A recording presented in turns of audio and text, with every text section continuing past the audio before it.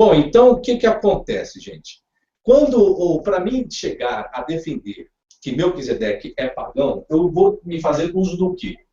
Primeiro, Salém, vou ter que pegar a expressão, a questão do Deus Altíssimo, é outra questão que eu vou pegar, e o próprio vocábulo Melquisedeque. Então são Salém, Deus Altíssimo, Melquisedeque, onde eu vou trabalhar com essas três questões para provar justamente essa questão do paganismo. Primeiro, que Salém era tido com um nome de um deus, ou dos deuses. Deus Altíssimo, aí está a questão que nós pegamos aportuguesado, e pelo fato de existir a palavra Deus, então nós achamos que não existe nada errado com esse vocábulo. E aí é onde eu vou estar mostrando também que existe sim questões problemáticas a esse texto aqui. E esse próprio nome aqui, que quem traz uma complexibilidade concernente, não ao vocábulo Melquisedeque, mas como uma pessoa, é justamente o escritor de Hebreus, né? Que ninguém, ou até hoje, legalmente, comprovadamente, sabe quem é o autor do livro de Hebreus, e que ele procura fazer uma comparação com esse nome ou esse personagem com a pessoa de Cristo, né? Colocando que Jesus é sumo sacerdote eterno e que ele fez o melhor sacrifício, não teve dias, não teve noites, não teve pai, não teve mãe, aquela coisa toda. Então ele tece um comentário que nem sobre isso nós encontramos no Antigo Testamento. Bom, o que que acontece? Veja bem, segundo a fonte CAI 13, que é um achado arqueológico, diz que realeza e sacerdócio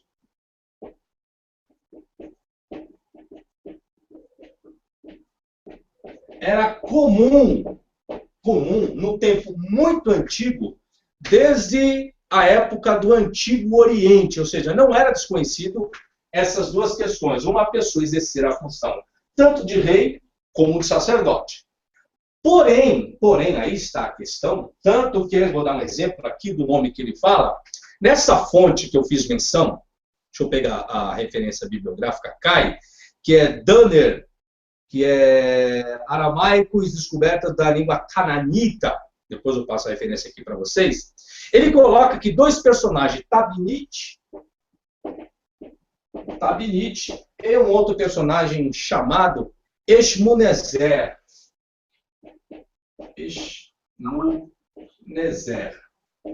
Esses dois personagens exerceram essa função de ser rei e sacerdote ao mesmo tempo. Então eles eram sacerdotes de Astarte e reis dos Sidônios.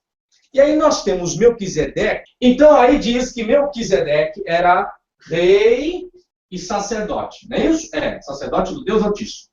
Só que essa função de realeza, ser rei e sacerdote ao mesmo tempo, isso parte de uma cultura antiga dos hebreus. Vou colocar hebreu, não vou nem colocar judeu, tá? Porque tem gente, não sei o que tem na cabeça, mas quando você coloca o vocábulo judeu, você ainda não existia as tribos. Gente, eu não estou falando lá do científico, eu estou falando no sentido fácil de entendimento para as pessoas, que tem gente que faz isso. Não, professor, aí o vocábulo não é judeus, é hebreus, porque os judeus ainda não existiam. É uma questão de facilidade, tá? Mas então eu vou colocar assim, porque daqui a pouco vai ter gente escrevendo aí. Não, professor, não é judeus, é hebreu, então eu vou colocar hebreus, né? Existia? Biblicamente? Não existia. Só que essa característica aqui, ó, por quê? A função sacerdotal, ela adentrou por intermédio de quem? Essa função sacerdotal. Não é por intermédio que diz lá que é por intermédio de Arão? A legalidade de uma função sacerdotal? A questão da tribo de Levi? Sim, é. Né? Biblicamente é. Aí essa questão de ser rei e sacerdote ao mesmo tempo, isso era uma característica considerada dentro do politeísmo. Onde as pessoas que defendem a visão monoteísta chama aqueles que são politeístas do quê? De pagão. Não é isso? É. Chama eles do quê? De pagão. Não, as pessoas são pagãos. Por que são pagãos? Porque eu defendo a fé em um único Deus, e a pessoa defende a fé em vários deuses. Então, essas pessoas são pagãs. É a mesma coisa. Quem é politeísta vai olhar para a visão de quem é monoteísta e vai dizer, aquele monoteísta ele é pagão. Por quê? Não, porque ele acredita num Deus, mas são vários deuses. Então, na ótica de cada um, todo mundo é pagão. Mas vamos usar a questão bíblica para entendermos esse raciocínio aqui. Então, voltando ao raciocínio, então, essa questão não era uma característica do monoteísmo, e sim do politeísmo. Por aí diz que Melquisedeque era o quê? Rei e sacerdote de quem? De quem? Mas depois eu falo sobre isso. Bom, a concepção de José e Filho, José, em sua obra, menciona Melquisedeque como um chefe cananeu. Ou seja, chefe cananeu, vamos falar um pouquinho aqui, rapidamente, em poucas palavras, a questão da região da Cananeia, ou os cananeus. Região da Cananeia. Vem a pergunta. Em termos de percentual, as pessoas, a região da Cananeia, os cananeus, eles eram politeístas, ou eles eram monoteístas? Ou seja, se nós pegarmos qualquer livro de história antiga, nós vamos ver que o panteão cananeu, o panteão cananeu é politeísta. A criação dos deuses, tanto esse nome aqui, El, que o português traduziu para Deus, aportuguesado, e que desse El também surgiu um outro vocábulo que era Eloá, e que desse Eloá criaram também outro vocábulo chamado Elohim, e que tanto El, Eloá, Elohim, o português traduziu para Deus. E que esses dois originam-se daqui de El, que esse El era considerado um dos deuses. E esses deuses eram de uma religião politeísta. E que esse politeísmo era de qual região? Da Cananeia. Está dando para entender um pouco do raciocínio aí?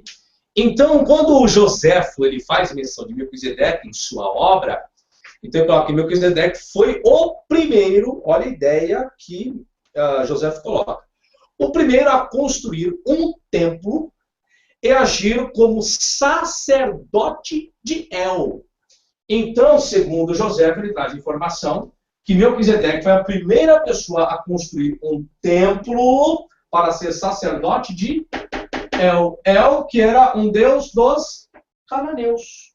Logo aqui, então, já tem uma característica, porque se ele constrói o templo para El, ele está corroborando a ideologia que antecede a construção do templo para os deuses. Então, Melquisedeque faz o que agora? Como o povo hebreu fará posteriormente, na frente, um templo para o seu Deus, ou um tabernáculo para o seu Deus. Até aqui tudo bem, senhores? A minha tela está aqui, senhores, como eu coloquei. Então, coloquei a realeza e sacerdócio eram comuns. Está aqui a referência bibliográfica, depois os nomes que eu coloquei, Tabidite e Esmunecer, que eles eram sacerdotes de Astarte e reis dos Sidônios. Aqui acabei de colocar a concepção de Joséfo e Filo. Está aqui a referência de Joséfo. Está aqui também a referência de Filo, que Filo menciona Melquisedeque em 3 lugares, tá? Está aqui a referência de Filo. E agora eu vou estar falando sobre as cartas de Amarna. Eu vou subir aqui o meu esboço, aí eu vou descompartilhar até aqui, ó, que eu falei para vocês do Caio. O Caio é esse aqui, tá? Essa é a referência bibliográfica aqui do Caio. Então, aqui alguns materiais que eu utilizei para fazer essa pesquisa. Então, agora eu vou falar sobre as cartas de Amarna. Elas são de 1400, então eu vou descompartilhar a tela, vou ler só para vocês saberem que eu estou seguindo uma referência bibliográfica, tá certo? E aí eu vou descompartilhar a tela aqui e vou tecer os comentários, dar continuidade em tecer os comentários. Deixa eu só dar um abraço aqui, uma boa tarde para as pessoas que estão nos assistindo. Bom, gente, vou dar continuidade então, que eu estava falando acerca da pedra. Então, as cartas de Amarna, agora vamos falar um pouquinho sobre essa questão de Amarna. Amarna era uma região onde as pessoas conhecem como Ugarit. Ugarit era uma região de Amarna. Amarna era uma localização. E o que acontece? Houve as cartas, quando fala de cartas, né, é de registro em prosa, de conteúdo, que tem um início, um término, um fim, tem um sentido. Porém, essas cartas não são cartas, né? Papel, são pedras. Então, houve achados arqueológicos, tá? Na região de Ugarit, na região de Xangá, na região de Amarna, que evidencia o uso da palavra tzedek. Vamos falar um pouquinho disso aqui, ó. Por que isso aqui, ó? Tzedek. Nós temos Melquizedek, certo? Certo. Então, nós temos Melqui ou Malqui, ou Melech. Melech em hebraico, Melech, né? Melech em hebraico é rei. E Tzedek ou Tzadik, né? Tzadik, que alguns falam, é justo ou justiça. Por isso que houve a tradução de rei de justiça. Então, Malki, então, vem de Melech, que é rei, e Tzadik, de justiça, né? Então, rei de justiça, é isso que vem. Então, o que acontece? Vou pegar apenas esse aqui, ó, Tzedek de Tzedek aqui, tá? Só para vocês entenderem o raciocínio. Então, houve uma descoberta nas cartas de Amar de 1400 a.C., que atestou esse vocábulo, não o nome Melquisedeque, o vocábulo Sedeque em Jerusalém, evidencia o uso da palavra Sedeque em Jerusalém, e também o uso do vocábulo Melech, rei, na formação de nomes próprios, ou seja, qual o nome que atestou Ilu, ali atrás, depois eu vou compartilhar a tela para vocês verem, Ilu e Milku. Milku seria em ugarítico rei. Ilu seria meu Deus, seria a tradução correta. E um outro nome, então tinha Ilu, Milku e Abi-Milki. Um nome quase que associado a Melquisedeque. Então você tem Abi e Milki. Depois eu mostro a referência bibliográfica para vocês, tá? A literatura de Irachana contém nomes de pessoas semelhantes. A historicidade do registro de Melquisedeque é confirmada, a historicidade é confirmada pelo aparecimento dos termos El e Elion na literatura ugarítica e fenícia como nomes de divindades. Os dois termos também ocorrem juntos em uma inscrição em aramaico de Sujim. Então, o que acontece?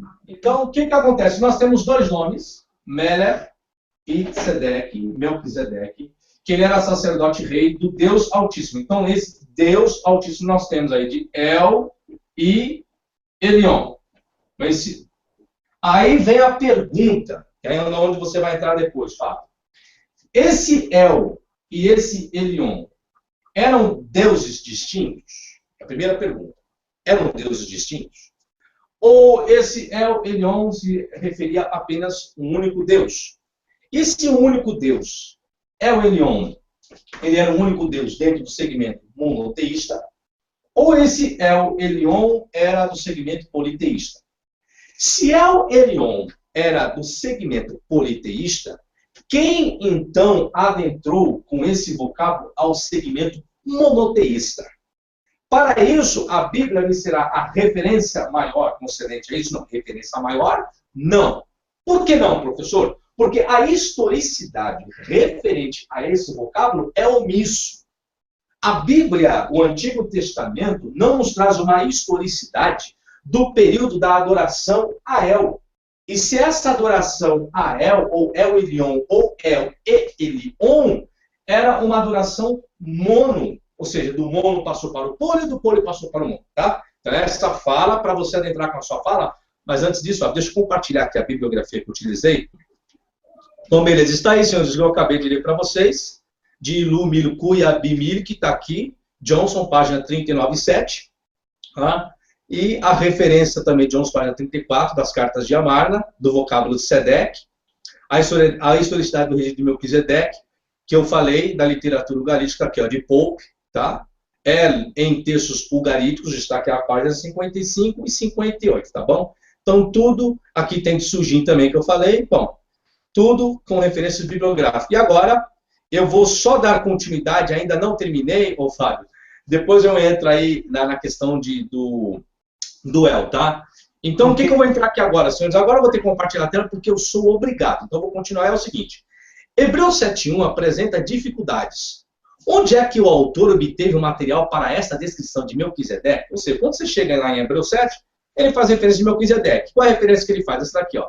Melquisedeque é dito ser sem pai, sem mãe. Isto é, sem genealogia. Segundo tópico, ele é descrito como não tendo princípio de dias, nem fim de vida.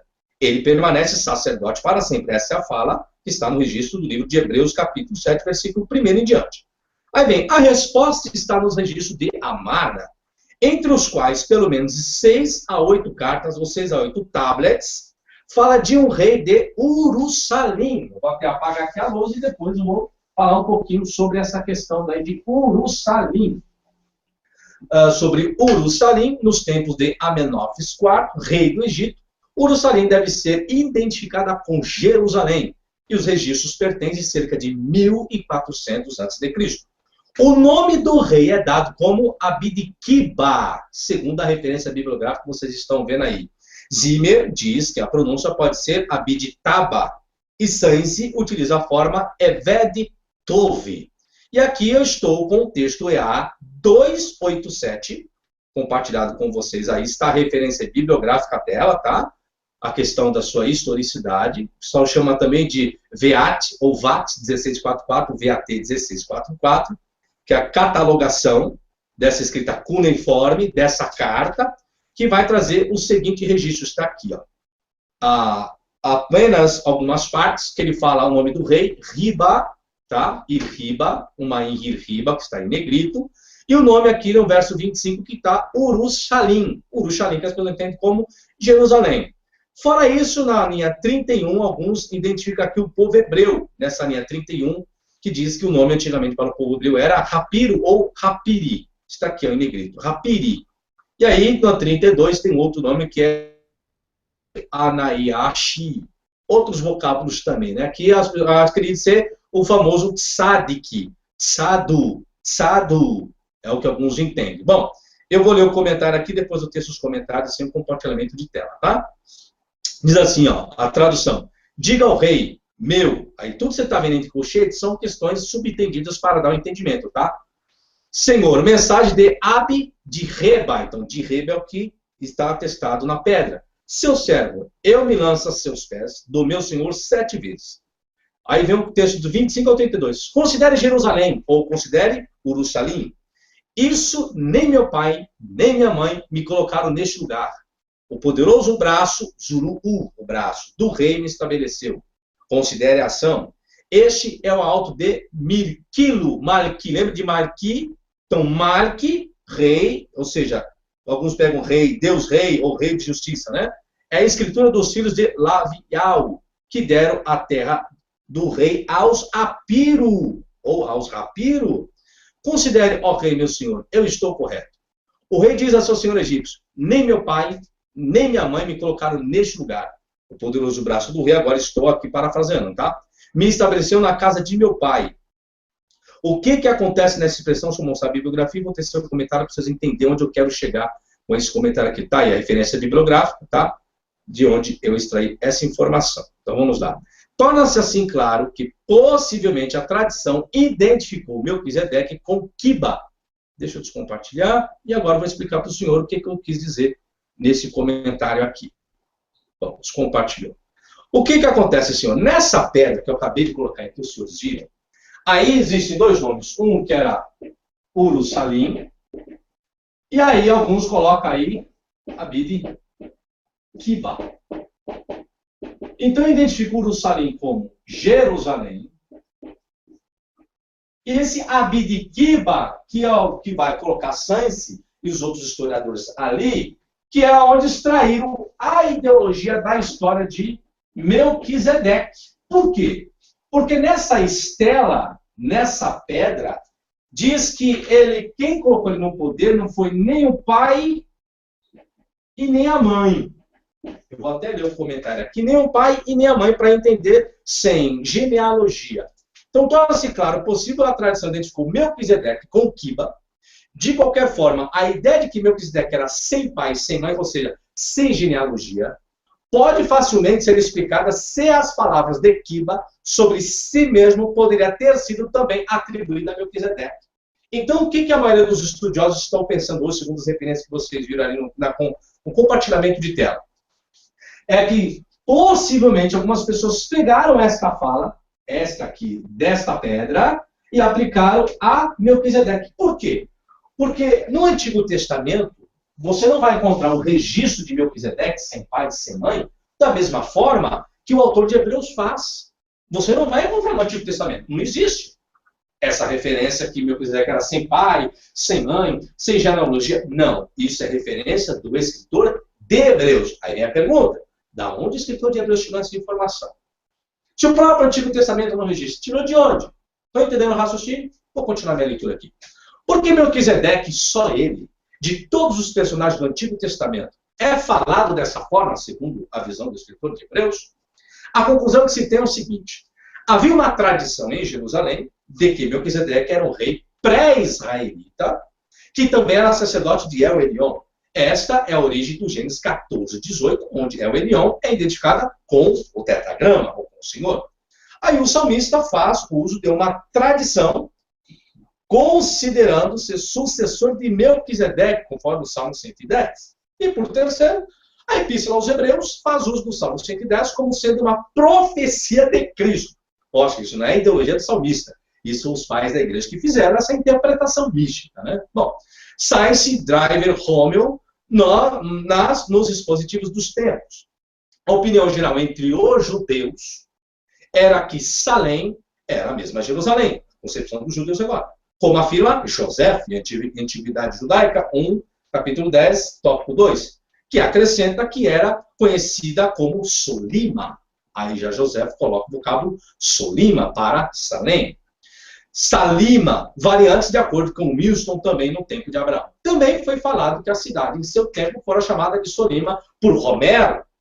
E acrescenta que o nome em hebraico significa segurança. Essa identificação com Jerusalém foi aceita por Onkelos, um dos maiores targumistas do Antigo Testamento, e todos os targos, bem como pelos primeiros cristãos. Agora vou compartilhar a tela para vocês verem a bibliografia. Então, tudo isso que eu acabei de ler está nessa referência bibliográfica aí.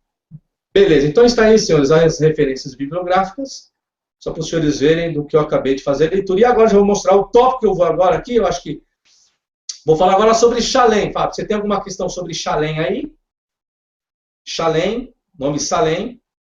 É agora onde que eu vou pegar o corpo realmente da minha dissertação para provar que ele era pagão. Agora eu vou dentro da historicidade, tá?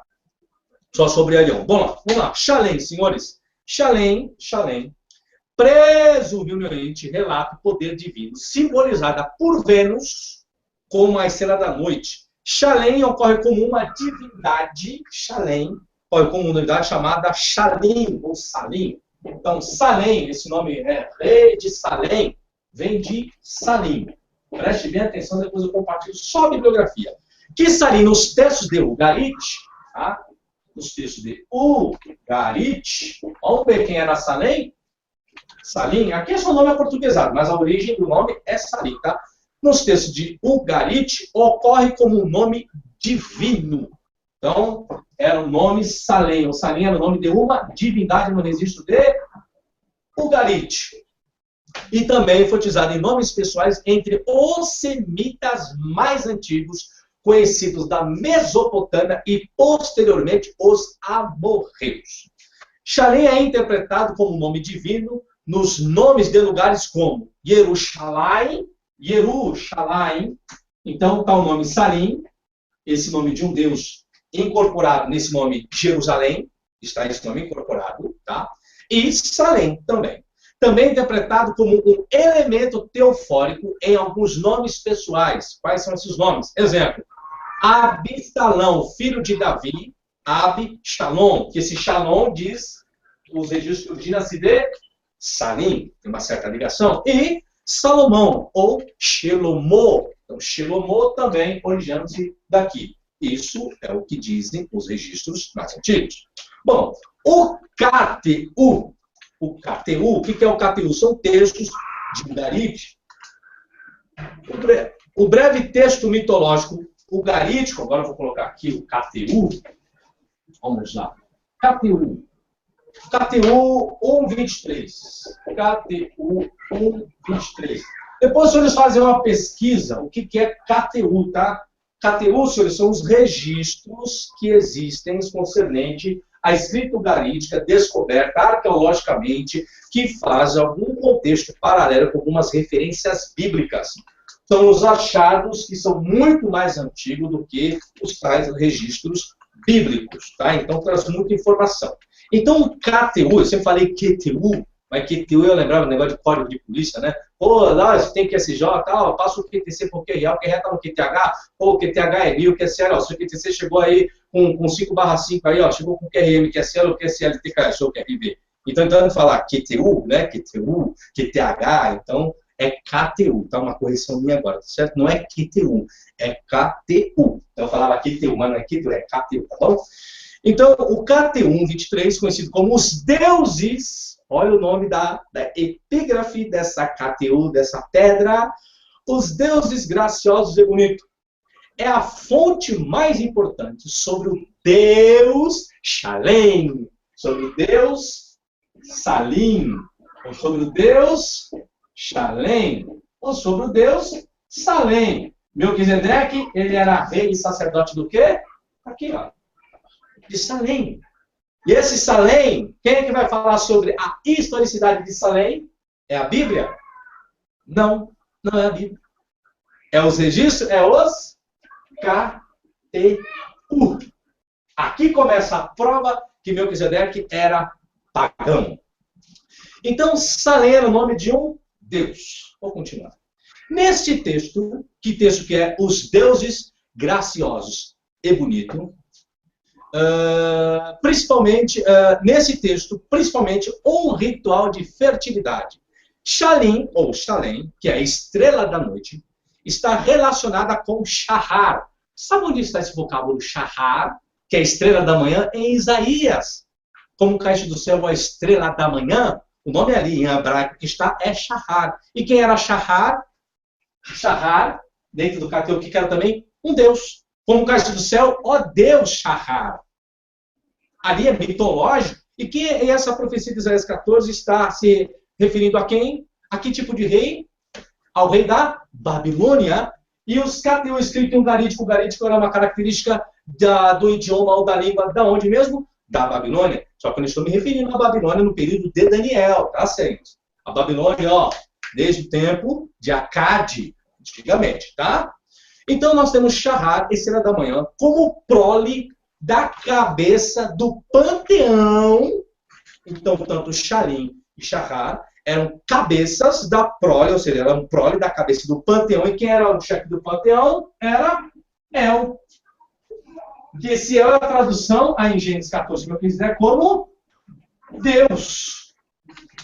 Então ele era sacerdote do Deus Altíssimo na cidade de Salem, que Salem cultuava os deuses. Aqui, então nós temos El, um deus, Shalem, outro deus, e por aí, Senhor. Vou continuar assim.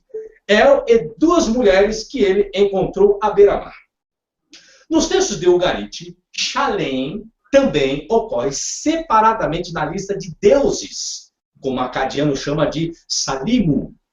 As ocorrências de Shalem ou Shalem em nomes pessoais em Ugarit podem ser tomadas como nome divino ou como um epíteto, segundo os paralelos de Xangri. Algumas características de Shalem, além da evidência de Ugarit, como relacionados com o sacrifício de crianças. Eu vou até colocar isso aqui agora.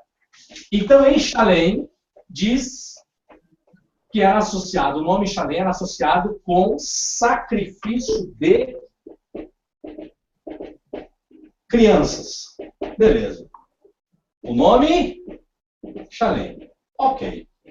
Existia uma associação com sacrifício de crianças. Agora, olha uma questão interessante. Abraão, o Deus de Abraão, qual era o Deus de Abraão? Era o tetragrama? Não. O Deus de Abraão era o Deus El. E esse El, ele governava a cidade de Shalem, na concepção ugarítica e cananeia. E Abraão, ele conhecia esse tal de Melquisedeque, vamos colocar assim. E o pai de Abraão, ele era o quê? O pai de Abraão, ele era politeísta. Peraí, professor. Aí não. O senhor está falando que o pai de Abraão era politeísta? Terá? Era. Vamos pegar a passagem aqui, vou pegar a passagem e você vai ler, e vocês vão ver onde eu vou chegar com esse raciocínio, hein? Preste bem atenção, para ninguém botar defeito. Vamos pegar aqui. Números, não, Josué 24:2. Eu vou compartilhar minha tela aqui só para os senhores verem. Josué 24:2. Olha o que diz Josué 24:2, senhores.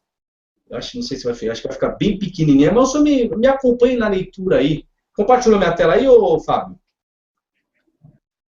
Josué 24:2 diz assim, não sei se compartilhou, mas eu vou ler do mesmo jeito. Então Josué disse a todo o povo, assim diz o Senhor, Deus de Israel, antigamente vossos pais, quem terá, pai de quem? De Abraão e de quem? De Naor, habitaram da além do Eufrates e serviram a quem? Serviram a quem? A outros deuses. Tá certo, senhores? Então, a família de Abraão era uma família politeísta. Ou seja, Abraão, ele era politeísta. O Deus que pai de Abraão adorava, um deles aqui quem era? Era El. Por que era El? Porque esse é o nome que aparece como Deus para Abraão. Só que as pessoas fazem? Associam que esse El para Abraão já era um ser morto. Não, era um ser poli. Aí vem a pergunta, a questão de crianças. O que esse Deus El pediu para Abraão? O senhor se lembra, na narrativa histórica? Pediu o que para ele? Sacrificar o quê? O seu filho. Isso era comum para quem adorava o Deus El. O Deus do panteão cananeu, politeísta puro. Ok? Deixa eu ver lá como está o chat lá. É isso mesmo? Pergunta lá, então quer dizer que Abraão deu dízimo para um pagão? Sim, porque o dízimo que Abraão dá já é um dízimo pagão. Porque nenhum hebreu se dava dízimo de despojos. Despojos, dizimar despojos daquilo da luta, da guerra, será característica do paganismo, tá? Isso aí pode ver no vídeo lá que nós falamos sobre acabando de vez com o dízimo, tá? Beleza, gente, o que vocês estão vendo aí na tela? Aqui eu tenho os tablets, tá? São os tablets. Aí você tem aqui tem a datação de 3.400 a.C., tá? O início dinástico de 2.900. Qualquer um desses que eu clicar aqui vai aparecer. Eu vou pegar aqui, vamos pegar do período assírio. Vou clicar aqui, período assírio. Aí vai me carregar as fontes. Depois eu coloco o link desse site, só para vocês verem. Tá aqui, ó. Aí ele vai aparecendo. Aqui são informações de cada um dos tablets em acadiano. Aqui traz a datação. Antigo Assírio, de 1950 a 1850. Tá? Catalogação. Está aqui a transliteração. Do que está aqui, coloca-se aqui ao lado. E por aí vai indo. Tem algumas pedras. Aqui eles colocaram com imagem. Mas tem pedras também. Vou abaixar aqui só para vocês verem. Então, que foi copiado de um local, e é muita informação. Olha só isso daqui, olha o tanto que tem. São mais de 3.000 inscrições. Outras inscrições não têm imagem, mas tem a transliteração do conteúdo, tá? Então, é muita imagem. Vou deixar carregar um pouquinho mais aqui. Ainda está carregando. Estou fazendo transmissão ao vivo, tudo mais, que eu tenho 10 megas aqui. Mas está aqui, senhores. Então, é outra coisa. Eu venho estudando a língua ugarítica. Tenho já a gramática de Ciro Gordons traduzida para o português. Estou falando isso aqui ao vivo. Porém, estou juntando dinheiro para ligar, para solicitar a publicação no nosso país, Brasil. Eu tenho um projeto de futuramente aplicar a língua ugarítica em universidades aqui do Brasil, porque nós não temos esse curso em nenhuma das universidades, tá? Então, está aí. Eu vou só compartilhar aqui ainda um outro período para os senhores verem, as pedras também. Vai carregar uma outra fase. Então, de outras pedras, só para os senhores verem aonde ficam essas informações que eu acabo fazendo. Então, está aqui outras imagens de outras pedras. Então, tudo tem alguma referência aí, tá, senhores? Então, só para os senhores saberem que existe, sim, informações, catalogações, para poder compartilhar algumas informações. Depois eu deixo aí no link aí para os senhores. Bom, dando continuidade ao assunto, vamos falar agora de quem era o pai de Shalem. Vamos lá, pai de Shalem. Eu já compartilhei a bibliografia. Compartilhei a bibliografia, né? Conselheiro, que eu acabei de falar ou não? Você se lembra? Que eu falei da criança lá, a questão do sacrifício de criança. Eu cheguei a compartilhar a tela, Fábio? Não. Não, então se eu compartilhar assim, uma bibliografia, aí eu retomo o assunto aqui. Está aqui, ó. Então, as informações de onde eu extraí, foi compartilhada a tela aí? Sim. Beleza, então está aí, senhores. Ó, a informação, tá? O KTU, o que é o KTU? Está aqui, escrito em alemão. Não manjo muito de alemão, esse vocábulo aqui, tá? Então, sei que é alfabeto, textos de Ugarit, né? Textos cunhados, a tradução seria textos cunhados de Ugarit, que isso é o que significa a expressão KTU. Então, a expressão KTU significa o quê? Aqui está a forma em alemão, significa textos cunhados de Ugarit. Está aqui o registro, KTU 123. Aqui está o vocábulo, a expressão que eu expliquei acerca do nome Shalim, nos textos de Ugarit. Está aqui a referência bibliográfica dos paralelos de Shamra. E aqui está quem traz essa informação, alguns caracterizam Shalem, além da evidência de Ugarit, como relacionados com o sacrifício de criança. Está aqui Stolze, tá? Referência bibliográfica, quem faz menção disso. As primeiras atestações de Salim ocorrem no período pré-sargônico e nomes pessoais no período sargônico. Está aqui a referência também. Em muitos dos nomes pessoais, Salim pode ser interpretado como uma divindade, tal como é conhecido a partir de Ugarit. As últimas ocorrências, subiram um pouco mais. As últimas ocorrências possíveis de divindade semita de Salim se vêem nomes pessoais em Fenício e Púnico, segundo essa referência bibliográfica. Agora eu vou estar falando de El, pai de Shalem. Então você já vem aí a bibliografia, tá? Que eu vou tecer os comentários. Então eu estou na página 5 do meu trabalho. E depois eu vou para Elion, Fábio. Depois, se tiver alguma coisa sobre Elion, aí eu vou falar sobre Elion. São 12 páginas de conteúdo, estou na página 5 ainda, tá? Então, pretendo terminar essas 12 páginas com vocês aqui hoje, para ficar bem fundamentado isso. Então, agora eu vou falar sobre El, o pai de Shalem. É o seguinte, senhores. El, o pai de Shalem. Vamos entrar nesse assunto aqui agora. El era o pai de Salim nos registros ugaríticos e também na mitologia. Salem, que se sobrepõe semanticamente como Shalom, preste bem atenção no que eu vou falar. Salem se sobrepõe semanticamente com Shalom, pode ser visto como reconhecimento do Deus cananeu Shalem. Então, Shalem ou Salem era o nome de um Deus. Não vou colocar com letra maiúscula aqui, mas eu poderia colocar com letra minúscula. Tem gente que se importa com todos esses detalhes, né? Mas tudo bem. Pode ser visto como reconhecimento do Deus cananeu Shalem, e muitos estudiosos assim argumentam, como um deles, Gray Stolze. Tá? Depois só compartilho. Não, já tinha compartilhado. Havia um culto a Shalem. Olha, havia um culto a Shalem, a esse Deus, Shalem, em Jerusalém. Então já não existia mais um culto ao Yud-He, Vav-He. Em Jerusalém existia um culto a Shalem. Existia. E também há, olha que mais existe um culto. E também há Sedek. Sedek, que é o segundo nome, vamos colocar o sufixo do nome Melquisedeque. Então, em Jerusalém, existia tanto um culto a Shalem, quanto um culto a Sedek. O que nós estamos vendo aí? Existiam vários deuses sendo cultuados em Jerusalém. Ou, vamos colocar aqui, em Shalem. Que esse nome Jerusalém origina-se de Shalem. Então, a própria região era uma religião politeísta.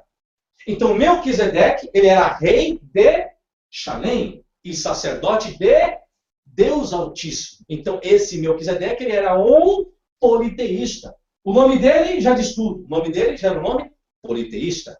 Ele era rei e sacerdote antes mesmo de haver instituição diante do povo hebreu para uma função sacerdotal. Porém, nós não podemos esquecer que Terá, pai de Abraão, que vem se tornar hebreu para que nasça a nação israelita, para depois surgir os judeus. A família de Abraão era uma família politeísta, conforme a referência que eu coloquei de Josué 2. Então, Terá, com certeza, adorava os mesmos deuses de Salem, porque El era pai do Deus Shalem. E qual era o Deus que se apresentava a Abraão? Qual que era? El Shaddai. El Elyon, El Olam, e assim sucessivamente. Continua. Então, El, ou Ilu, ou que seja, era pai de Shalem. Vou apagar aqui, senhores, para voltar a aulinha. Era pai de Shalem. Eu vou compartilhar aqui para vocês verem o que eu acabei de ler e para retomar as informações aqui novamente. Aí eu volto novamente. Está aí a referência bibliográfica que eu falei, que El era pai de Salim, no registro ugarítico, e também na mitologia. Está aqui a referência bibliográfica, tá, do que eu falei para os senhores. Havia um culto em Shalem, Jerusalém, e também há Sedek. Está aqui a referência bibliográfica, Gray e Stolze, certo?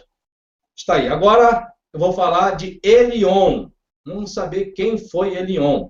Antes de eu entrar aqui sobre Elion, deixa eu ver o pessoal, se alguma perguntinha lá.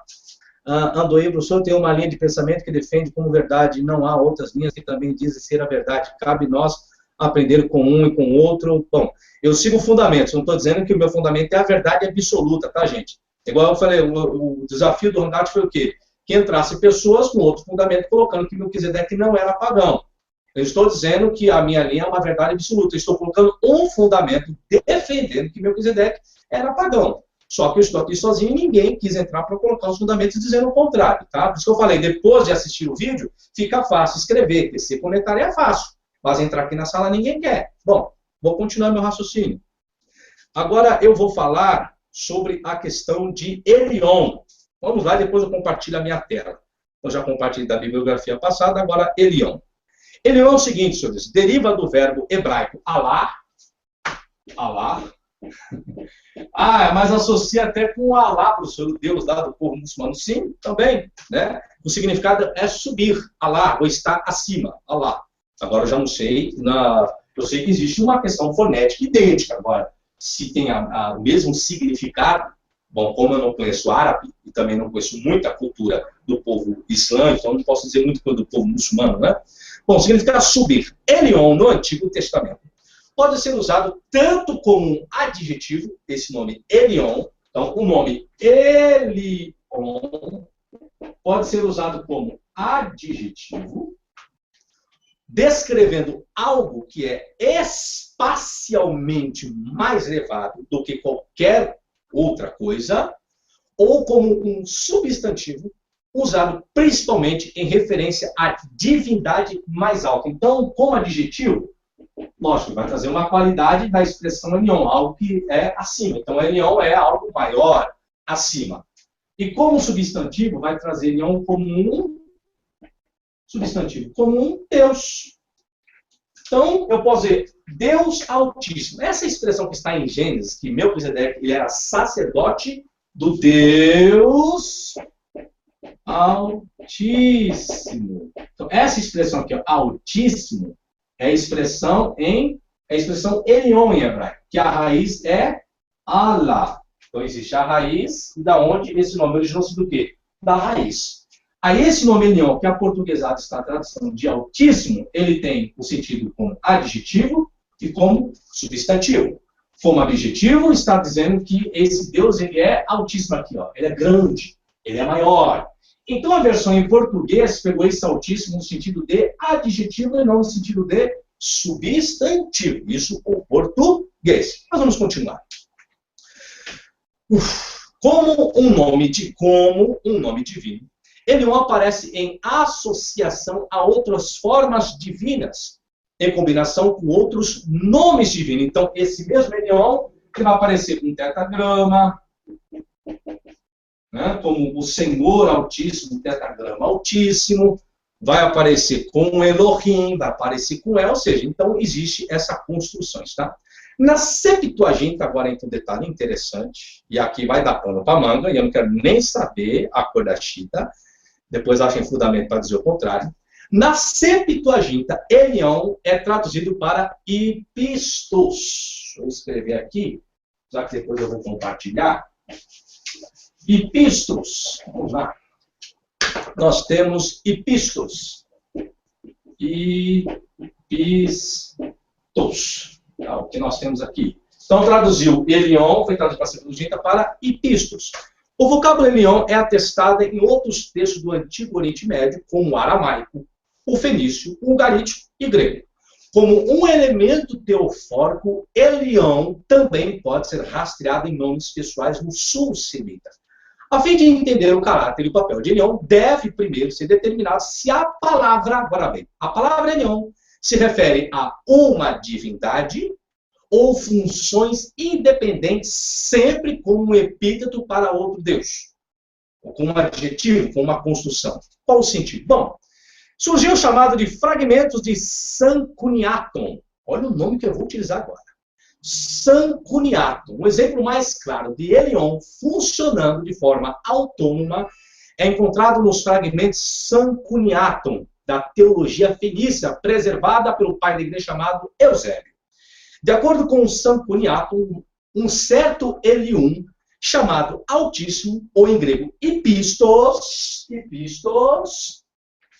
habitou na cidade de Biblos, juntamente com sua esposa Berute, dos quais nasceu um filho, Epigeios, ou Actóctone, que mais tarde foi chamado de Urano, que é céu, e a filha G, que é terra. Algum tempo depois, Elium morreu em um encontro com animais selvagens e por isso foi deificado. Seus filhos também se tornaram divindades, e através da união de Urano e G, surgiu o deus Cronos. Mais tarde, a união de Urano e sua amante nasceram Zeus. Texto como o Urru-hitita, filho de Kumarbi, também conhecido como Realeza do Céu, a Teogonia de Exildo e vários mitos sobre Ugarit, Er e Baal. Todos têm uma exibição impressionante com a ordem e o funcionamento dos deuses em Sancuniaton. Bom, apenas uma explicação mitológica concernente a essa questão. Alguma pergunta aí, Fábio? Eu vou só compartilhar minha tela, a referência bibliográfica do que eu acabei de falar aqui, acerca desse Sancuniaton. Bom, agora eu vou para Gênesis. Compartilhou aí, Fábio? Sobre Sancuniaton?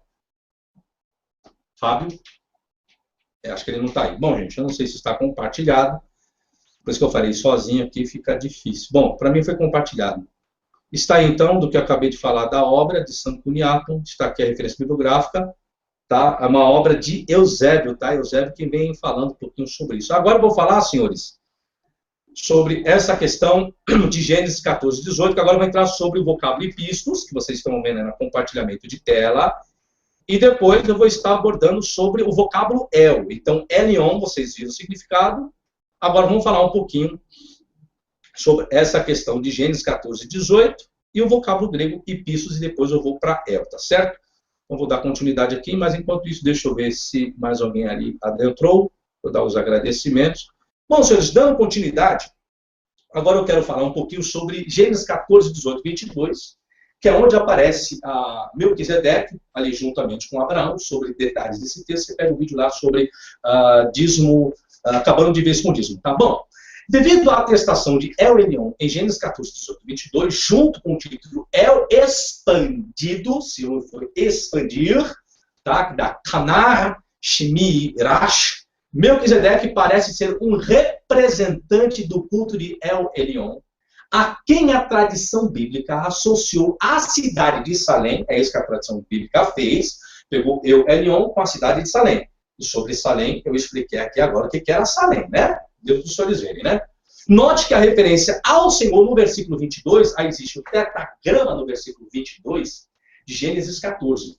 Está ausente, olha que interessante, o tetragrama, o Yud, o Rei, o Vav e o Re, ou em paleo-hebraico, vamos colocar aqui em paleo-hebraico, tanto proto-massorético e paleo-hebraico, esse Yud, Re, Vav e Re, em Gênesis 14, 22, aparece ali na narrativa. Gênesis 14, 22. O que diz Gênesis 14, 22? Vou até ler aqui para os senhores. Diz o seguinte, para os senhores entenderem o raciocínio. Gênesis 14, 22. Olha a declaração. Mas Abraão lhe respondeu, levanto a mão ao Senhor. Aí ele diz o quê? Que esse Senhor é o quê? O Deus Altíssimo que possui os céus e a terra.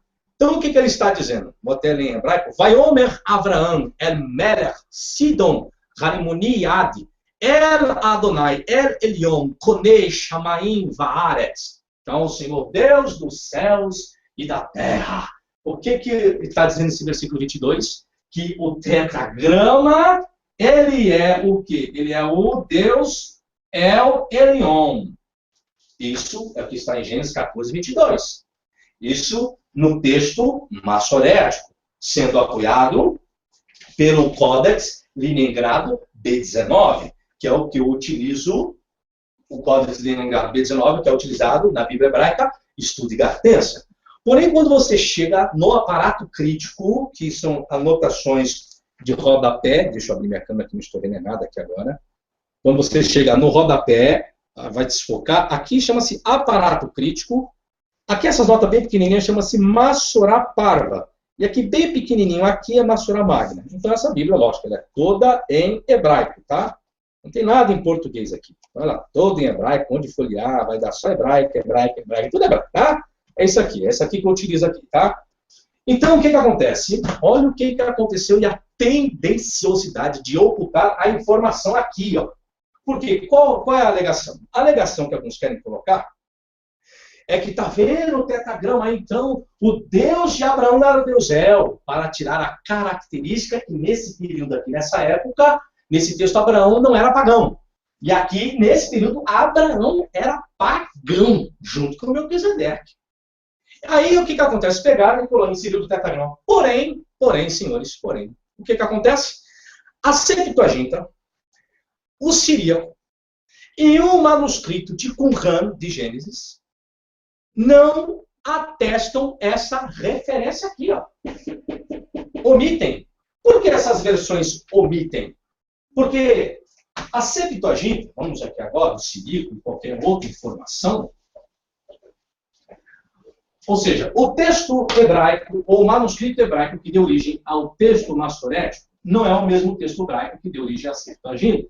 E também o mesmo texto hebraico que deu origem ao texto massorético também não é o mesmo que deu origem à Septuaginta, e o texto hebraico que deu origem aos dois também não é o mesmo texto hebraico que deu origem ao Pentateuco samaritano. Isso nós chamamos de tipos textuais. Isso é uma área científica da exegese, que é a minha área. Falando em exegese, está aqui, senhores. Esse é o meu livro, publicado da área de exegese do Antigo Testamento, tá? Então, esse aqui, ó, Manual de Exegese do Antigo Testamento. Aqui minha fotinha atrás, lógico, eu era magrinho, né? Hoje estou gordinho, porque casei, bonitinho.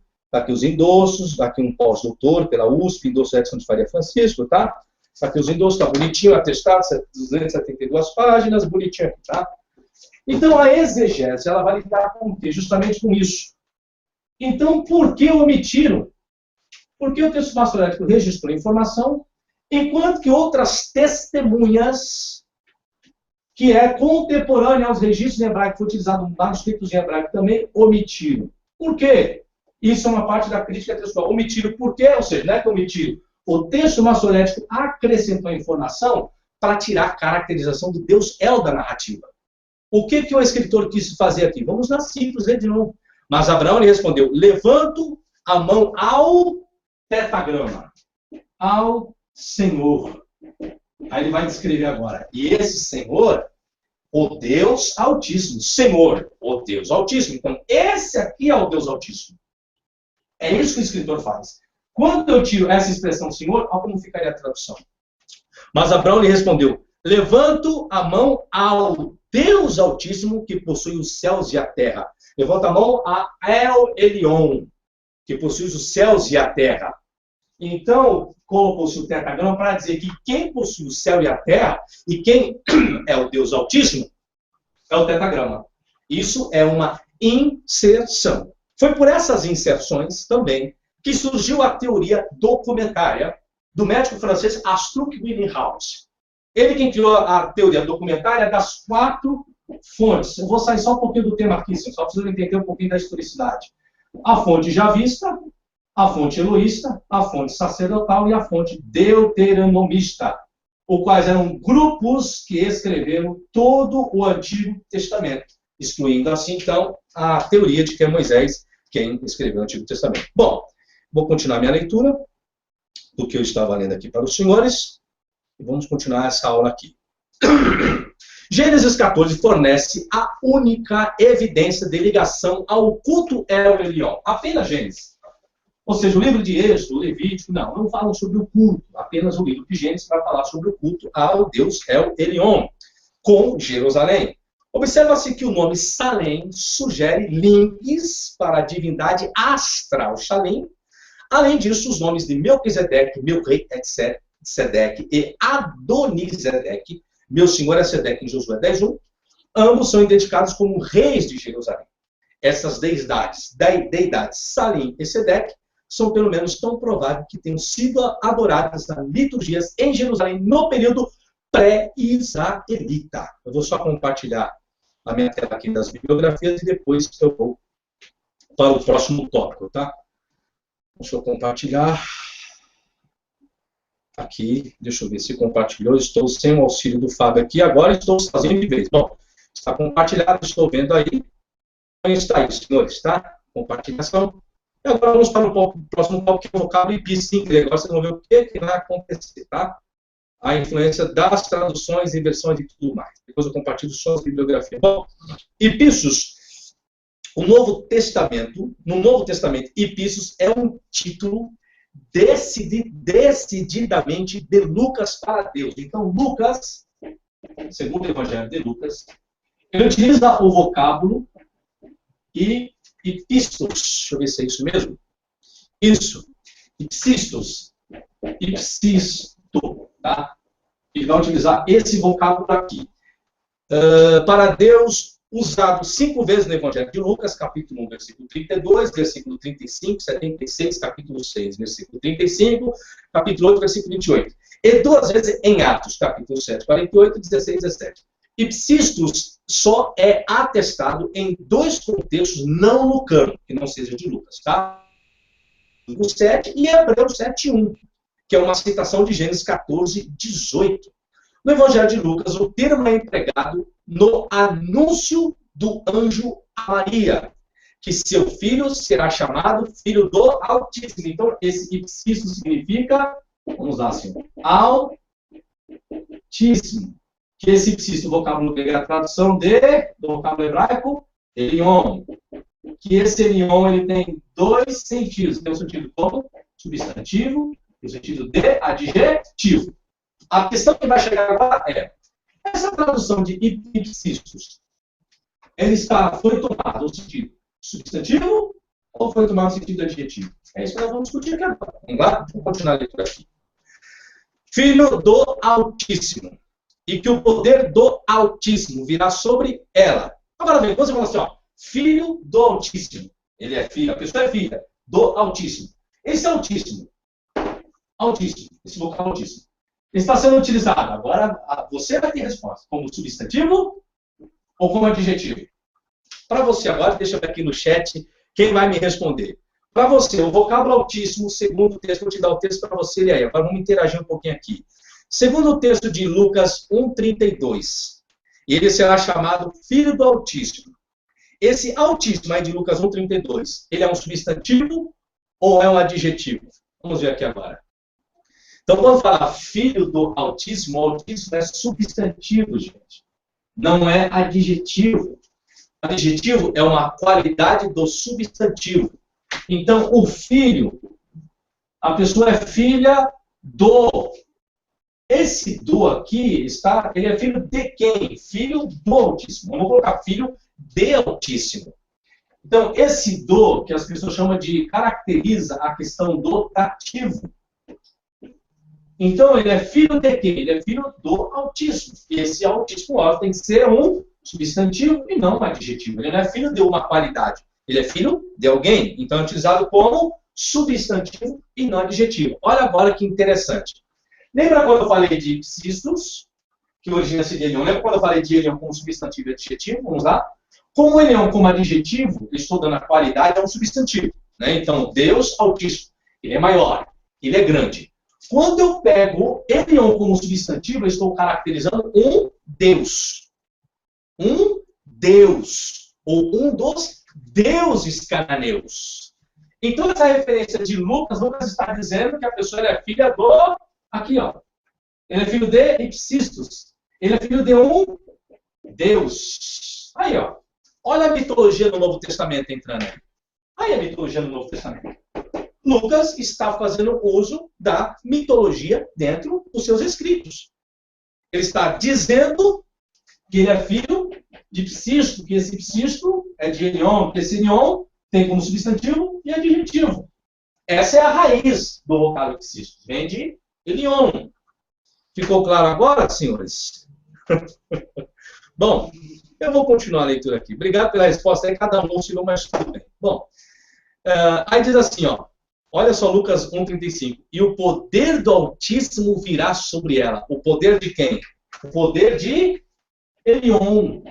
O poder do Deus Elion. Está em Lucas. Agora, por que Lucas faz uso da mitologia? Lucas era o quê, senhores? Grego. Era uma característica peculiar dele. E Lucas está escrevendo seu evangelho para quem? Para um grego. E qual é o nome desse grego? Teófilo. Teófilo era grego. É, professor? Sim, senhor. Vamos lá. Tanto que o seu nome... Há pessoas, não, professor, mas o nome Teófilo, professor. Né? Vamos colocar em grego aqui. Teós, né? Nós temos aqui Teós e Filos. Então, Teós seria Deus, Filos, amigo. Poderia ser amigo de Deus, a tradução. Ah, professor, mas eu aprendi que Teófilo não é uma pessoa, né? É uma característica, não. É uma pessoa, por que uma pessoa? Porque existe um pronome de tratamento antecedendo esse substantivo, que está, no caso, nominativo, da segunda declinação masculino singular. Tá? Então, Teófilo é um substantivo masculino singular do caso nominativo da segunda declinação dessa terminação aqui. Tá? Se alguém quiser discutir gramática grega, agora que é o momento, que a gente fica na lousa aqui para arrepiar a madeira. Então, por que ele é uma pessoa? Porque existe um nome de tratamento antecedendo esse substantivo, que é excelentíssimo. Tá? Então, está tratando de uma pessoa real, física. E esse Teófilo, ele é grego. E Lucas, lógico, Lucas vai escrever em grego. Lucas vai fazer uso da mitologia grega. Tá certo? Só para vocês saberem que o Evangelho de Lucas não foi escrito nem para mim, nem para você. Foi escrito por uma pessoa chamada Teófilo. Por isso que algumas pessoas não conseguem entender o Evangelho de Lucas. Lógico, está numa filosofia grega, tem uma mitologia grega. Se a pessoa pegar com fé que aquilo é verdade absoluta, está lascado. Continuando o raciocínio. Em Lucas 1,76, Zacarias prediz que seu filho vai ser chamado de profeta de quem? Profeta do Altíssimo, ou profetés ipsisto. Profeta de Elion. Profeta do Deus Elion. Bom, aí aqui dá a entender que a característica já mudou. Né? Ou possa ser melhor que Zacarias não tenha colocado profeta de Elion. Possa ser que Zacarias tenha colocado um outro nome, ou profeta do Senhor, do tetragrama, e talvez aqui Lucas faz uma mudança propositada para que Teófilo tenha um entendimento a qual Deus está se referindo. Isso agora é uma conjectura minha, tá? Conjectura.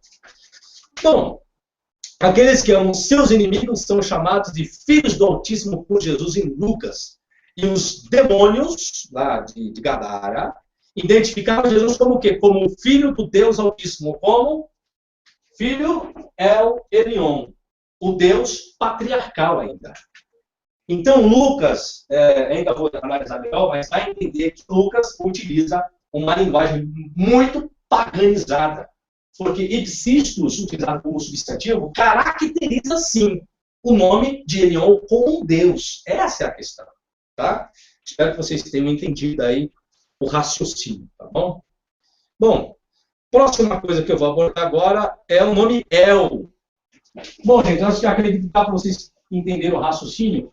Então, o que eu estou fazendo aqui? Para provar que Melquisedeque é pagão. Eu peguei o versículo de Gênesis 14, peguei o nome, aqui muitas pessoas chegaram agora, não viram o início como que eu fiz. Eu falei que ia abordar sobre o quê? Sobre o nome Salém, Melquisedeque, El, Elion, e demonstrando dentro de registros arqueológicos, que eu já mostrei aqui também, depois, quando esse vídeo for renderizado, você pega esse vídeo desde o início. Então, demonstrei de forma clara e precisa as últimas descobertas dentro da arqueologia, provando coisas que a Bíblia não relata. A Bíblia faz menção mas não explica. Por exemplo, a Bíblia faz menção do nome Salém, mas não explica o que é Salém. Não explica nada sobre Salém. Aí fala do nome Melquisedeque, mas não explica o que é Melquisedeque, de onde originou-se Melquisedeque. Aí eu coloquei acerca do rei, de uma escrita ugarítica, Abidiquiba, também.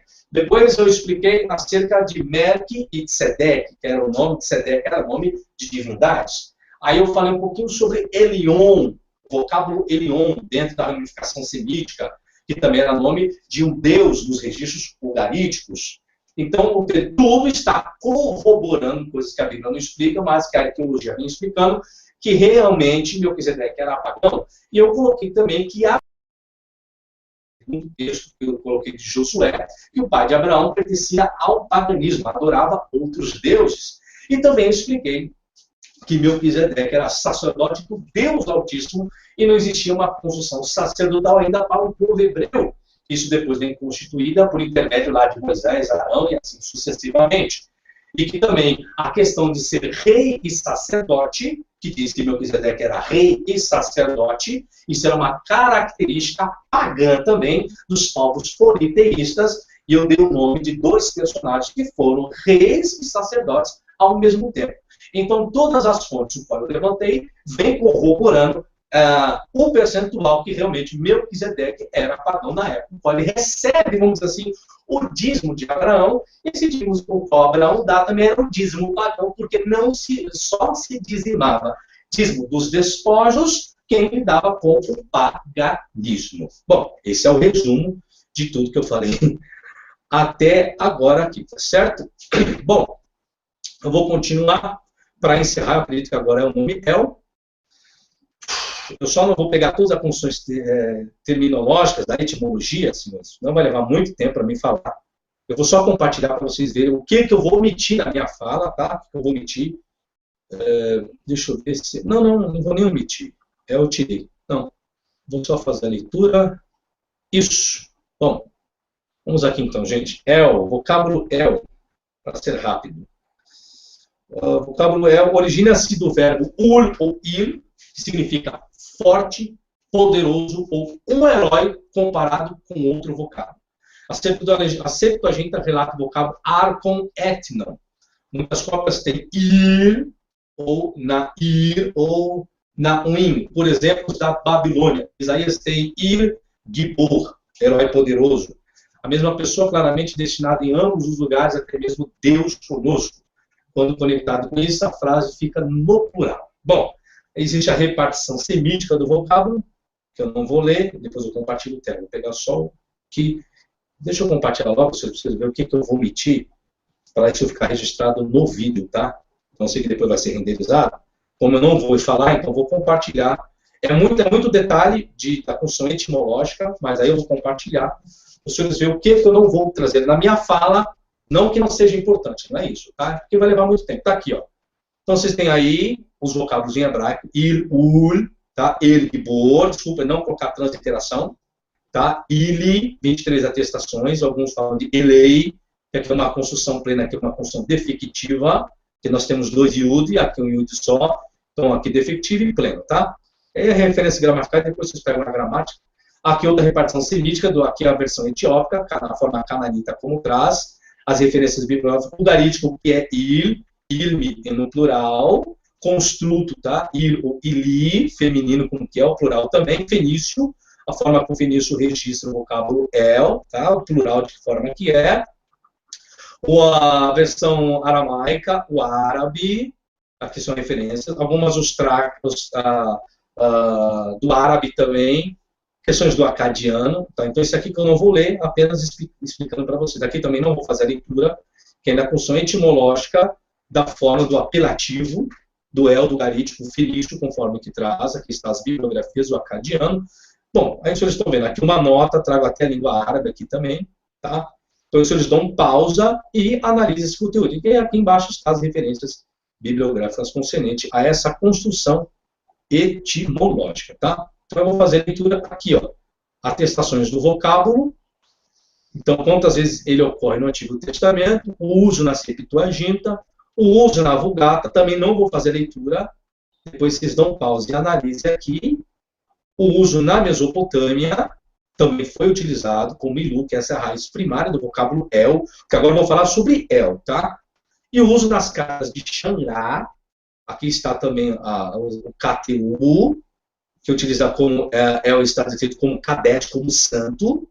Aqui que eu vou ler, senhores. Então eu vou parar aqui, ó, o uso de Xangá, e aí eu dou continuidade, e aí eu avanço. Depois os senhores só voltam para entender essa questão da omissão, tá? Só para não tomar muito tempo, espero que vocês entendam, tá bom? Senão vai tomar muito tempo, tá? Vamos lá. Deixa eu voltar aqui. Isso.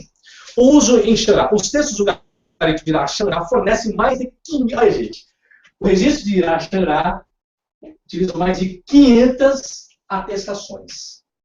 Que essas 500 atestações do vocábulo El, as cartas de Xangá traz 500 atestações de El. Que nem isso a Bíblia tem. A Bíblia não faz mais de 500 atestações do vocábulo El. Não faz. As cartas de Xangá ganham disso, tá? Fornecem mais de 500 referências a El.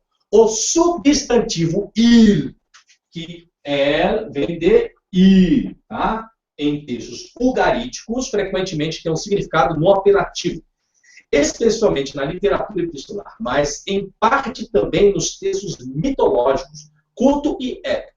Metade das ocorrências, El denota uma deidade distinta que reside na montanha sagrada, ocupando dentro dos mitos a posição de mestre do panteão ugarítico. Então, El era considerado o mestre do panteão ugarítico.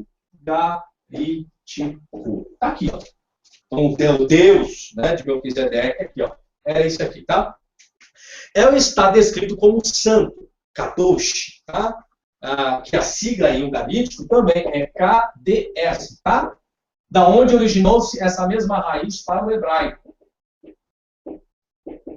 Tá? O hebraico utilizou a mesma regra aqui, tá? A mesma. Que é o Kaf Dalet, que é o Kaf sulfite, tá? Opa, Shin, desculpe. Kaf aqui. Pronto, Shin, aqui, Kadosh. Está sem sinais maçonéticos, tá? Vamos lá, continuar. Com uma divindade, aqui aparece com uma divindade, ancião de dias com cabelo grisalho. Lembra dos senhores de alguma coisa, ancião de dias? Lembra? Daniel, né? É isso, Daniel mesmo, senhores, tá? No livro de Daniel fala sobre isso aí, sobre anciões de dias. É a imagem do El, então El é descrito como santo. Aparece como uma divindade, como ancião de dias, com cabelos grisalhos, tá? No KT1, 3, depois eu compartilho tela para os senhores verem a referência bibliográfica, tá? El recebeu uma sabedoria diferente que proporcionava julgar tudo corretamente. Por outro lado, ele é conhecido como aquele que é capaz de curar doenças, tá? Eu vou compartilhar a tela aqui e vou passar já para finalizar o Hangout aqui de hoje. Então, está aí a referência bibliográfica que eu acabei de falar acerca dos KPU. Vou apagar a luz enquanto isso. Bom, agora eu vou falar sobre os textos mitológicos. Nos textos mitológicos, El é descrito frequentemente como o pai de outros deuses. Além disso, ele é chamado no épico de Queret, que ele também é um KTU, de Abi-Adam, pai da humanidade. Adam, que todo mundo fala, Adam, o Adão. Adam, em ugarítico, tá? Nas cartas de Queret. Opa, deixa eu colocar aqui direito. Ugarítico. Vou botar só a ligação.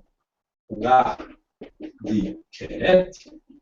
Aparece El, dentro do conto de Queret, que é um KTU, que é um registro de ugarítico, traz que é o pai da humanidade. Que o vocábulo humanidade em ugarítico é Adam, da onde vem o vocábulo hebraico Adão. Todo mundo pensa que é um homem, né? Um ser humano, né? Isso é mitológico. Pô, professor, tá falando que Adão e Eva é mitológico? Depois eu vou fazer um handout sobre Adão e Eva, tá? Depois, quem quiser trazer os fundamentos que Adão e Eva existiram realmente, aí quem quiser, pega os fundamentos que eu vou provar que Adão e Eva nunca existiram, tá bom? É mitológico também. Mas vou continuar aqui a análise aqui do Melquisedeque.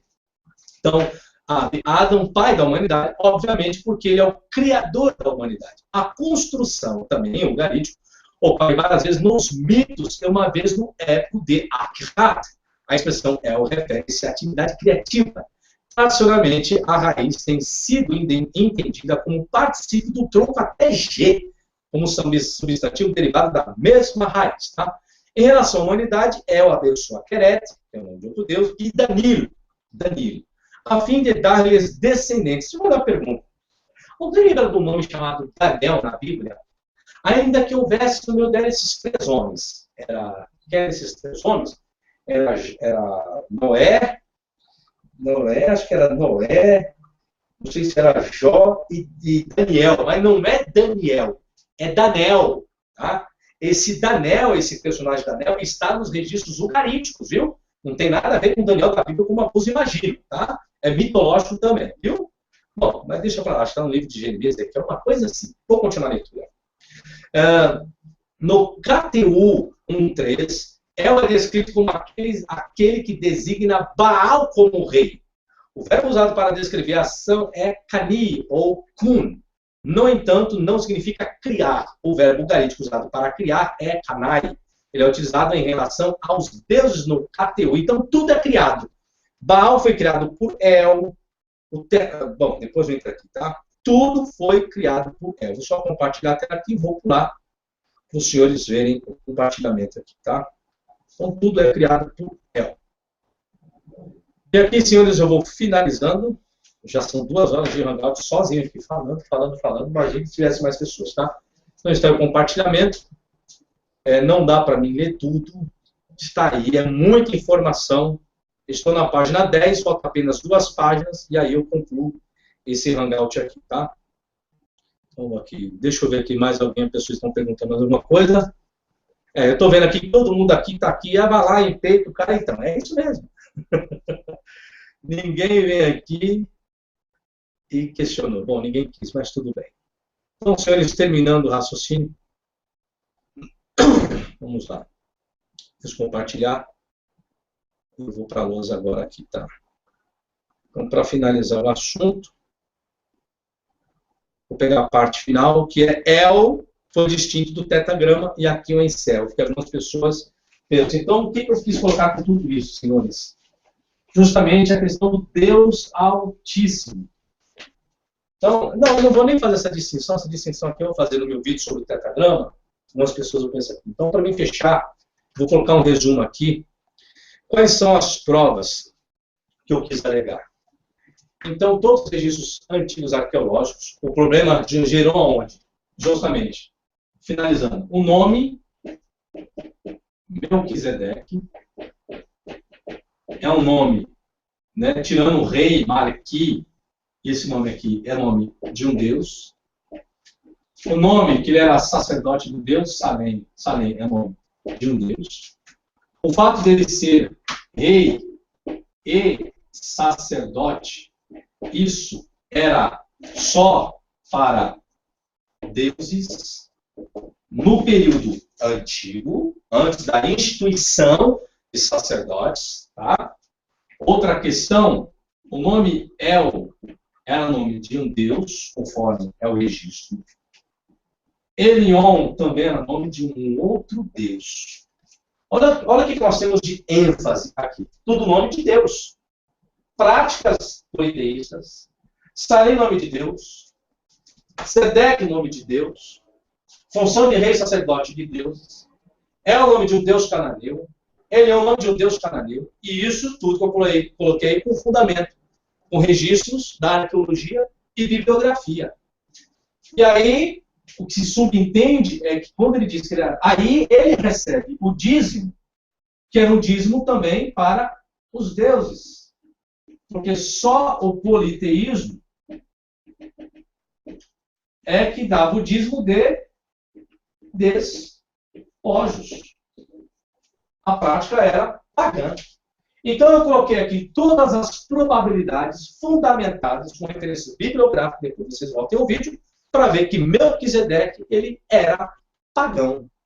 Professor, mas um texto lá de Salmo e Hebreus. Senhores, aí eu vou pegar um outro dia e vamos discutir a utilização desses contextos paralelos. Pode ser? A utilização, porque já são 2 horas aqui de hangout, acho que é um tempo suficiente. Consegui esboçar aí os meus fundamentos, 2 horas esboçando, eu sozinho aqui. tivesse mais gente, seria assim, o interagimento seria melhor, caso houvesse mais pessoas. Porém, volto, não apareceu pessoas aqui para entrar, para discutir esse assunto. Agora é fácil, né? Pegar aí, mesmo assim é fácil. Bom, se eu ver os comentários de pessoas dizendo que eu estou equivocado nos meus fundamentos, aí eu vou solicitar a pessoa que apresente os seus fundamentos. Né? Eu estou utilizando o KTU, registro de Xará, gramáticas, achados arqueológicos e tudo mais. Se algumas pessoas tiverem fundamentos melhor do que esse e apresentar dizendo que os meus fundamentos estão errados, estou aqui à disposição. Então, eu espero aí que eu tenha elucidado algumas informações. O meu objetivo era passar o meu conteúdo, a probabilidade que foi proposto. O meu objetivo era apenas explanar todas as construções, os achados arqueológicos, porque existem muitas possibilidades, muitos materiais, poucas pessoas têm acesso. Qual é o meu objetivo aqui? Vou aproveitar esse hangout aqui e vou dizer para vocês. Professor Fábio, você é ateu? Não, não sou ateu. Eu sou teísta, com T, tá? Teísta. Depois você procura aí no Wikipedia, que todo mundo procura, no Google, o que é teísta. Tá? Hoje eu sou teísta. Tá? Eu só não vou falar de quais das 3 ramificações, porque dentro do teísmo existem 3 ramificações. Só isso aqui que eu não vou falar, se perguntar também não vou responder. Só estou falando que hoje a minha concepção de crença, hoje eu sou teísta. Tá? É isso que eu sou hoje. Já fui cristão, já fui da Assembleia de Deus Ministério, do Belém, vou aqui falar. Dei aula na FAESP, Faculdade Evangélica de São Paulo, dentro do Belenzinho, até 2009. E depois disso venho dando aula em outras faculdades. Tá? Hoje lido apenas com hebraico e grego. Dou aula também via Skype de hebraico e grego. Quem quiser, entra lá no meu site, link de contato, que lá eu mando e explico como é feito as aulas de hebraico e de grego. Fora isso, dou aula de hermenêutica, interpretação de texto e exegese. Tá bom? Então, esse é o meu trabalho, essa é a minha crença. Hoje o que eu faço é isso, procurando fazer o quê? Como eu tenho acesso a algumas fontes de conhecimento para tais coisas, e eu sei que muitas informações as pessoas não têm acesso, também porque não tem uma formação para tal, então eu me preocupei em fazer isso para vocês. Lógico, algumas pessoas que acreditam nesse meu trabalho, que têm uma certa seriedade, e há pessoas que apenas se levantam para criticar. Então, as críticas e os elogios fazem parte de qualquer trabalho. Sempre é bem-vindo. Eu vejo tudo isso. Porém, nem tudo eu vou dar motivos e classificações. Por quê? Porque eu tenho muito mais o que fazer. E eu estou preocupado em fazer o meu trabalho e acredito que o meu trabalho ajuda algumas pessoas. Outras pessoas talvez não ajudam. Não ajudam porque, às vezes, a pessoa não quer aceitar a sair do seu conforto. Eu entendo isso também. Eu entendo isso. Às vezes, com aquilo que a pessoa aprendeu a vida toda, igual hoje. Aprendeu a vida toda que Melquisedeque e Abraão eram homens de Deus, né? Aquela coisa do homem de Deus e não sei o que lá. Depois vê uma probabilidade com fundamentação, colocando o contrário, isso choca algumas pessoas. Por quê? Porque elas estão lidando com a Bíblia naquele aspecto de fé. E é o que eu não lido, né? O aspecto de fé. Aí quando você coloca algo que está por trás disso chamado Bíblia, né, você está mostrando provas que antecedem isso chamado Bíblia. Isso mexe. Agora, o que eu aconselho você? Tira um pouco essa concepção de 100% fé. Tira um pouco. Procure, abra sua mente para aprender que existem outras possibilidades e outros conteúdos. E que esses conteúdos não vão alterar a sua fé, vão alterar a concepção. Porque a fé verdadeira, ela não é alterada por nenhum livro religioso e por ninguém. É isso que é ter a fé verdadeira. A fé verdadeira ela se estabelece por uma determinação sua, independentemente de qualquer livro religioso. Por que eu afirmo isso? Eu te dou um exemplo. Os índios. Como que os índios tiveram fé? Fé. Independe do que, mas tiveram fé. Sem ter tido livro religioso e contato com o homem branco. De que forma? Deu para entender agora essa colocação? Então, procure ter a sua fé amadurecida, mas esteja aberto à oportunidade de um novo aprendizado. E não se tranque no seu mundo achando que ele é um mundo perfeito. E quando na prática, não é. Tá certo? Sucesso a todos vocês. Muito obrigado por ter estado aqui comigo. Espero que vocês tenham aprendido. Não se esqueça, vocês podem entrar no grupo Ateísmo e Religião no Facebook, que é um grupo nosso, ou na minha página do Facebook, que é Professor Fábio Sabino, ou Professor Fábio. Aí no meu canal do YouTube, você possa se inscrever nesse novo e nos meus e adquirir meu trabalho, que assim você vai estar me ajudando a estar dando mais aulas como essa ao vivo para vocês. É isso que eu vou fazer. Quando não houver ninguém para debater, vou chamar o assunto e vou dar uma aula aqui ao vivo para todos vocês, tá certo? Uma boa tarde e amanhã um beijão para todas as mães de vocês. Um feliz Dia das Mães para aqueles que têm, para aqueles que não têm, mas que um dia tiveram, que essa é a maior gratificação da vida. Sabe qual que é? É dar luz a uma outra vida. É a maior gratidão que existe para a humanidade. Por isso nós devemos honrar e dar todo o valor às mães que nós temos. Uns têm uma, outros têm duas, né? E assim se vai. Mais sucesso a todos vocês, um bom sabadão, uma boa curtição, juízo e fé, e nós chegamos lá. Até a próxima e tchau, tchau.